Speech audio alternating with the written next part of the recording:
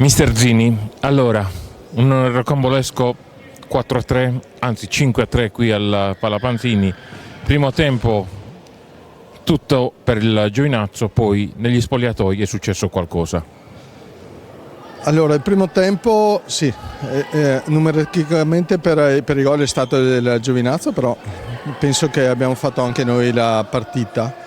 Poi dentro gli spogliatoi ci siamo comportati come sempre da squadra, abbiamo voluto dimostrare che siamo una squadra e penso che ci siamo meritati questa vittoria non solo per i 3 punti ma per il morale, per la dedizione che hanno i miei ragazzi, per tutto l'impegno che ci mettiamo, quindi secondo me sono 3 punti veramente sudati e meritati.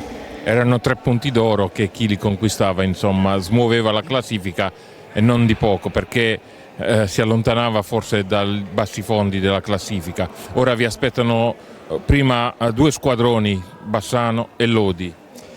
Sì, allora non guardo tanto le classifiche, ti dico la verità, perché il campionato è lungo e mi piace guardare partita dopo partita. Adesso abbiamo pochissimo tempo per preparare la prossima partita contro il Bassano, sarà una partita molto difficile, però come sempre la prepareremo nel migliore dei modi per far sì di mettere in difficoltà qualsiasi squadra che ci troviamo davanti.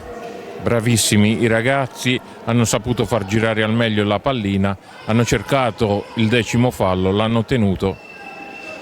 L'abbiamo ottenuto con un po' di difficoltà, però sono stati bravi a gestire. Poi è subentrata un po' di paura perché alla fine è normale, perché sono dei ragazzi giovani, sono dei ragazzi che tanti sono lontano dalla casa, quindi devono comunque maturare. Per maturare serve uno spirito di squadra, uno spirito di unione. Spero di trasmettere questo e come ho già fatto e che tutti quanti possiamo sorridere insieme. E allora, buon proseguimento. Grazie mille anche a voi, grazie.